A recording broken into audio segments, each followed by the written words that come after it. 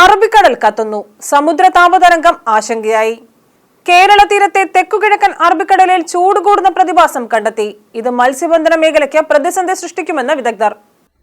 ദീർഘകാലത്തേക്ക് കടലിൽ ചൂട് കൂടുന്നത് സമുദ്രത്തിലെ ജന്തുജാലങ്ങൾക്ക് പ്രശ്നമാകും. താപനിലയിലെ മാറ്റം അയല, മത്തി തുടങ്ങിയ ഉപരിതല മത്സ്യങ്ങളെ കാര്യമായി ബാധിക്കും. കാലാവസ്ഥയെ തുടർന്നുള്ള സമുദ്ര താപതരംഗം ശക്തമാകുന്നു എന്ന് ഹൈദരാബാദ് ആസ്ഥാനമായ Indian national centre for ocean information services director doctor TM Balakrishnan Nair പറഞ്ഞു. സമുദ്ര താപതരംഗത്തിലെ തീവ്രതയനുസരിച്ച് ജാഗ്രതാ മുന്നറിയിപ്പുകൾ നൽകേണ്ട സ്ഥിതിയിലേക്ക് കാര്യങ്ങൾ മാറിയിട്ടുണ്ട്.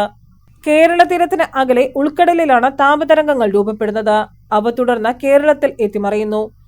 കാലം ചെല്ലുംതോറും താപതരംഗങ്ങൾ ശക്തിയോടെ ആവർത്തിക്കുന്നതായി പഠനങ്ങൾ വെളിപ്പെടുത്തുന്നു. ആദ്യഘട്ടം ഈ താപവ്യതിയാനം വടക്കൻ മധ്യഭാഗ കേരളത്തിലെ ഉൾക്കടൽ പ്രദേശങ്ങളിലായിരുന്നു.